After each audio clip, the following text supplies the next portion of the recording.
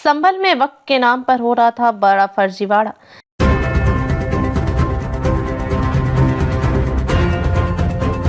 संभल जिले में वक्फ के नाम पर बड़ा फर्जीवाड़ा सामने आया है। संभल के जामा मस्जिद के करीब बन रही पुलिस चौकी की संपत्ति पर विवाद उठने के बाद प्रशासन ने शहर के सभी वक्फ संपत्तियों की जांच करने का निर्णय लिया है। कुछ लोगों ने पुलिस चौकी का निर्माण होने वाली भूमि को वक्फ संपत्ति बताते हुए दावा किया था। इसके बाद दस्तावेजों की जांच की गई थी। जांच में लोगों की ओर से पेश किए गए सभी दस्तावेज वैध नहीं मिले थे।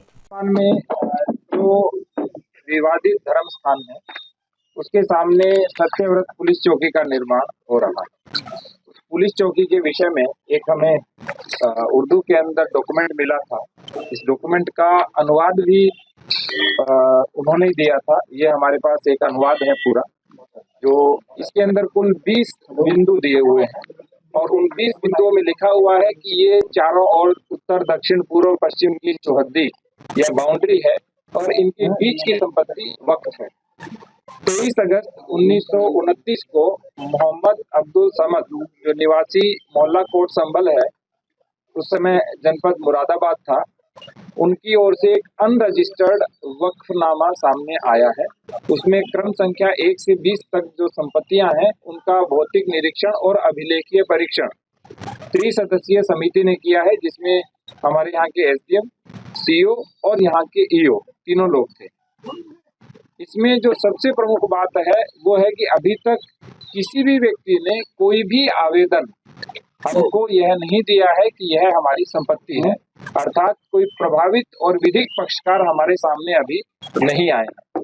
दूसरी बात, जिस स्थान की बात की जा रही है उस स्थान के अंदर जो संपत्ति कहते हैं दर्ज है वो 18, 19 और 20 संख्या पर है और वर्तमान में उस जगह की किसी भी प्रकार की कोई भी व्यक्ति वहां निवास करता है, उस नाम से कोई निवासित रहा है या वो गाटा संख्या जिसका उल्लेख किया गया है उसका किसी भी प्रकार से कोई भी साक्ष्य नहीं है।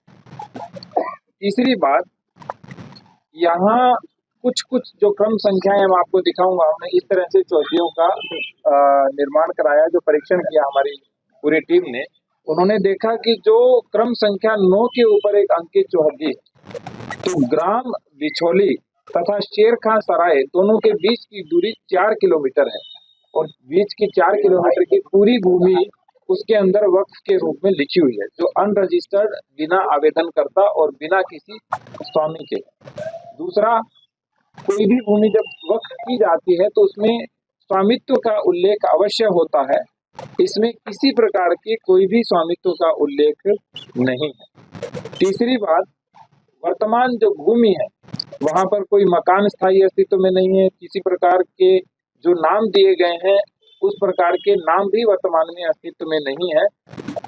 तो इससे ये प्रश्न चिन्ह उठता है कि जिस भूमि की बात की जा रही है, जो वक्फ की गई है, उसकी वास्तविकता क्या है। किसी ने अभी इसके विषय में हमें अवगत नहीं कराया है।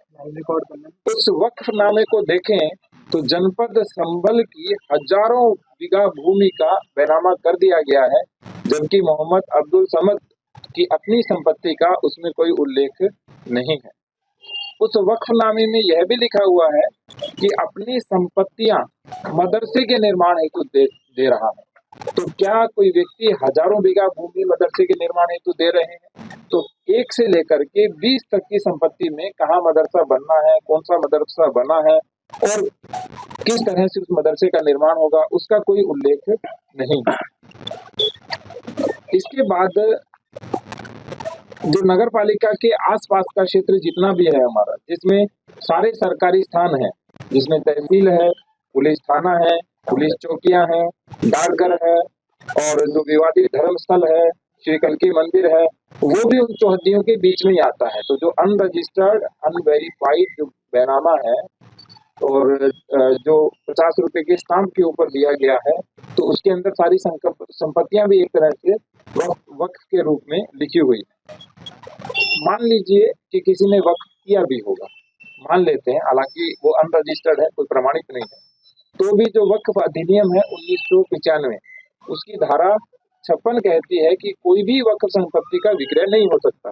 तो अभी यह भी संज्ञान में आया है कि इस के आधार पे हमारे यहाँ कोई रजिस्ट्री नहीं हुई, लेकिन मौखिक रूप से और एग्रीमेंट के आधार पे खूब सारी संपत्तियों का क्रय विक्रय भी हो रहा है।